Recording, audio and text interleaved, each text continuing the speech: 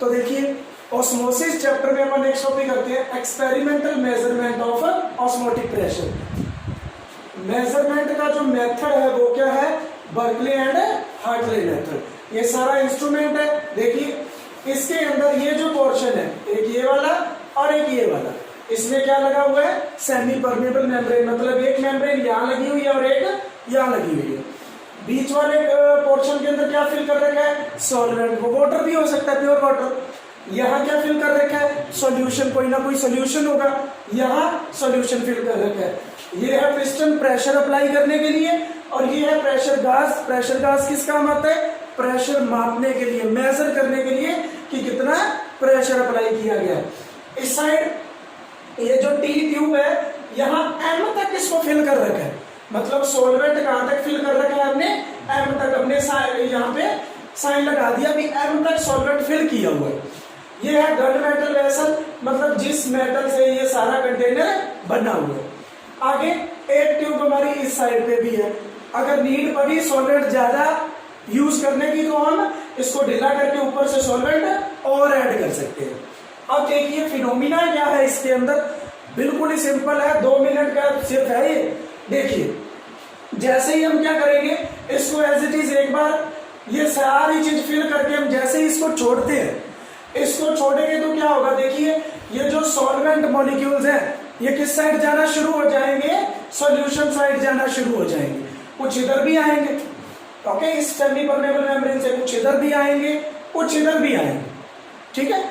जैसे ही solvent molecule इन दोनों में एंटर करना स्टार्ट कर देंगे तो इधर से जो लेवल है लिक्विड का वो कहां तक जाना शुरू हो जाएगा, नीचे। मान लो वो यहां तक आ गया, मान लेते हैं 2 मिनट हुए अभी एक्सपेरिमेंट को और वो यहां तक आ गया, तो अब हमें क्या करना है, हमें यहां पिस्टन से प्रेशर अप्लाई करके इसको वापस इसके लेवल तक पहुंचाना है। और हमें पता चल जाएगा कि इसको वापस पहुंचाने में हमें कितना प्रेशर लगाना पड़ा, क्योंकि वो प्रेशर गाज उसी टाइम मेजर कर लेगा।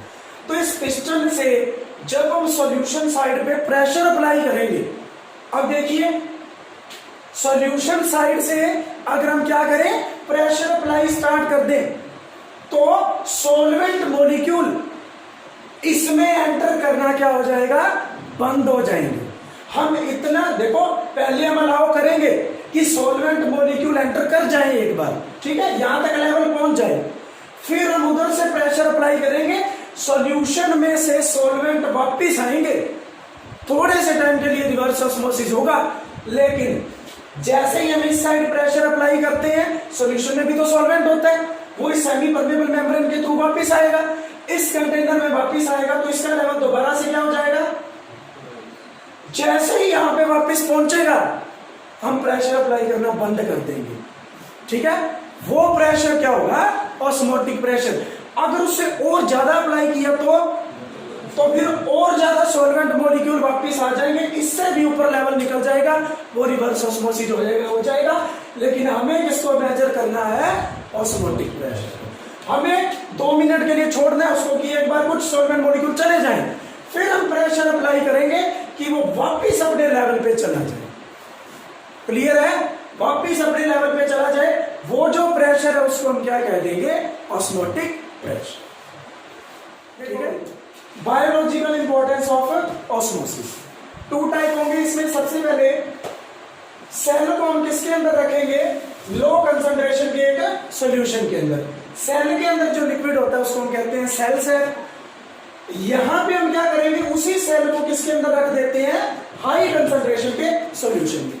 अब देखिए यहाँ पे ऑस्मोसिस कैसे अप्लाई होता है, जैसे ही हम सेल सेप का यहाँ पे लिक्विड क्या है, हाई कंसंट्रेशन, बाहर वाला सॉल्यूशन क्या है, लो कंसंट्रेशन। तो देखिए जब बाहर वाले सॉल्यूशन की कंसंट्रेशन लो है और ये किसका काम कर रही है, सेल वॉल मेम्ब्रेन का काम कर रही है, इसमें भी सेम है। तो अगर बाहर वाले सॉल्यूशन की कंसंट्रेशन लो है तो उसकी वजह से यहां पे ऑस्मोसिस, मुझे बताइए, सॉल्वेंट मॉलिक्यूल बाहर आएंगे या अंदर एंटर करेंगे, क्योंकि हमेशा ऑस्मोसिस कहां होती है, लो कंसंट्रेशन से हाई कंसंट्रेशन। और अगर सॉल्वेंट मॉलिक्यूल यहां से इसके अंदर एंटर करेंगे तो ये सेल क्या होने लग जाएगी, फैलना शुरू हो जाएगी, स्वेलिंग हो जाएगी इसकी, या रप्चरिंग भी बोलते हैं। रप्चरिंग मतलब जैसे ही इसमें ज्यादा पानी आएगा ना तो ये फटने से वाली हो जाएगी, ओके, स्वेलिंग हो जाएगी। इस प्रोसेस को क्या कहते हैं, हेमोलिसिस, ओके।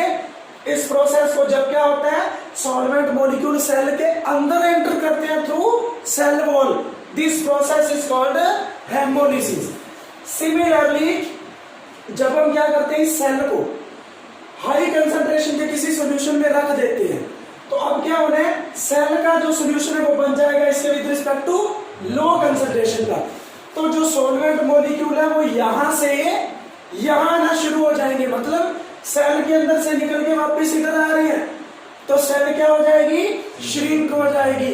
इस प्रोसेस को हम कहते हैं प्लाज्मोलिसिस। समझ आया बायोलॉजिकल इंपॉर्टेंस है ये, किसके अंदर है, सेल्स के लिए है कि सेल्स की स्वेलिंग कब होती है और श्रिंकिंग कब होती है, मतलब सेल्स सिकुड़ती कब है और फैलती कब है। तो बायोलॉजिकल इंपॉर्टेंस में आ गया हमारे पास कि जो salt concentration in blood plasma is equal to 0.9% aqueous solution of NaCl। अगर हम NaCl का 0.9% सॉल्यूशन ले लें, और परसेंटेज में मैंने आपको करवाया था 3 टाइप की होती है, mass by mass, mass by volume, volume by volume. यहां पे आपने क्या लेना है, मास बाय वॉल्यूम परसेंटेज, मतलब 0.9 ग्राम किसका है, NaCl का, वो क्या है 100 ml किसका लेना है, सॉल्यूशन का, क्योंकि परसेंटेज में टोटल कितना लेते हैं 100। देखिए अगर 0.9 एक्वस सॉल्यूशन, एक्वस सॉल्यूशन है तो इसका मतलब 0.9 ग्राम क्या है NaCl, और 100 ml क्या है एक्वस सॉल्यूशन में, सॉल्वेंट कौन होता है, वाटर। जब 0.9 ग्राम आप NaCl लोगे, किसके अंदर है 100 gram of 100 ml of overall solution कह दो, क्योंकि एक्वस सॉल्यूशन में हमें पता है वाटर है। उस टाइम इसकी जो कंसंट्रेशन है वो सेम है जो ब्लड प्लाज्मा के अंदर होती है सॉल्ट की कंसंट्रेशन, ओके, हाँ जी। तो इसका मतलब अगर ये क्या है 0.9% लेते हैं आरबीसी के विद रिस्पेक्ट टू, तो दोनों का ऑस्मोटिक प्रेशर क्या रहने वाला है, सेम, क्योंकि देखिए कंसंट्रेशन सेम है। ऑस्मोटिक प्रेशर मैंने क्या बताया था, पाई इज इक्वल टू, बोलो, pi is equal to C R T, C की जगह क्या रखते हैं फिर एन बाय वी, तो पाई किसके, देखो आर तो कांस्टेंट है और टी उस एक्सपेरिमेंट के टाइम पे क्या रहेगा, फिक्स रहेगा, तो पाई किसके डायरेक्टली प्रोपोर्शनल हुआ, मतलब 0.9% सॉल्यूशन और प्लाज्मा के अंदर जो सॉल्ट सॉल्यूशन है, अगर इन दोनों की कंसंट्रेशन सेम है तो इनका ऑस्मोटिक प्रेशर भी क्या रहने वाला है, और जिनका ऑस्मोटिक प्रेशर दो सॉल्यूशन का सेम हो उसको क्या कहते हैं, आइसोटोप। सेकंड है अगर pure NaCl solution with concentration less, अगर प्योर NaCl की कंसंट्रेशन 0.9 से कम रहती है तो इसको क्या बोलेंगे फिर अपन, हाइपोटोनिक, किसके विद रिस्पेक्ट टू, आरबीसी के विद रिस्पेक्ट टू। तो कंसंट्रेशन कम किसकी है, NaCl की, ज्यादा किसकी है, आरबीसी की, और रखना किसको किसमें है, आरबीसी को सॉल्यूशन, इस सॉल्यूशन में रखना है। तो मुझे बताइए आरबीसी एक सेल है, सेल के अंदर के सॉल्यूशन की कंसंट्रेशन क्या हुई, कम या ज्यादा, ज्यादा, और बाहर वाले सॉल्यूशन की क्या हुई, तो क्या होगा, सेल के साथ अभी बढ़ा हमने, स्वेल हो जाएगा या बर्स्ट भी हो जाएगा, जब ज्यादा सॉल्वेंट एंटर कर जाएगा तो वो सेल फट भी सकती है। थर्ड है अगर NaCl सॉल्यूशन की कंसंट्रेशन ज्यादा है और सेल के अंदर वाले सॉल्यूशन की आरबीसी की कम है तो NaCl को क्या बोलेंगे, हाइपोटोनिक। अब सेल क्या करेगी, उसके अंदर श्रिंक हो जाएगी, ओके। देखो नेक्स्ट टॉपिक है some phenomena explain by osmosis. Raw mangoes shrink into pickle when placed in concentrated common salt solution. देखो पिकल के अंदर अपन क्या ऐड करते हैं, कॉमन सॉल्ट ऐड करते हैं, पिकल के अंदर करते हैं ना। इसमें क्या होता है, जो रॉ मैंगोज होते हैं वो श्रिंक हो जाते हैं, क्या होते हैं, श्रिंक हो जाते हैं, मतलब उनसे उनके अंदर जो वाटर मॉलिक्यूल है वो बाहर आ जाते हैं, किसमें? सॉल्ट सॉल्यूशन में। ठीक है, क्यों? क्योंकि सॉल्ट सॉल्यूशन की कंसंट्रेशन क्या होगी? ज्यादा, और पिकल के अंदर क्या होगा? वाटर, उसकी कंसंट्रेशन कम। और ऑस्मोसिस में हमेशा क्या होता है? लो कंसंट्रेशन से हाई कंसंट्रेशन की तरफ मूवमेंट होती है। इस वजह से रॉ मैंगोज क्या होते हैं? श्रिंक हो जाते हैं। सेकंड है wilted flowers revive when placed in fresh water. Wilted मतलब मुरझाए हुए फूल अगर वापिस हम फ्रेश वाटर में रखते हैं ना, तो वो क्या हो जाते हैं? रिवाइव, दोबारा से फैलने शुरू हो जाते हैं। ठीक है, this is due to flow of water into wilted. क्यों होता है? क्योंकि fresh water semi permeable membrane, flower की बाहर वाली जो परत सी है उससे एंटर कर जाएंगे उसके अंदर। आगे थर्ड है preservation of meat by salting.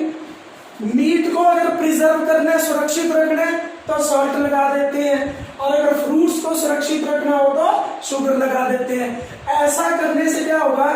जो बैक्टीरिया रिस्पॉन्सिबल है उनको स्पॉइल करने के लिए, खत्म करने के लिए, वो खुद क्या होता है? वाटर लॉस कर देते हैं।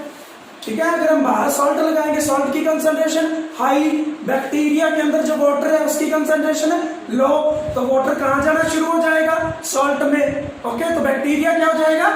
श्रिंक होना स्टार्ट हो जाएगा और फाइनली खत्म हो जाएगा। ठीक है, इसीलिए लंबे टाइम तक ये प्रिजर्व है।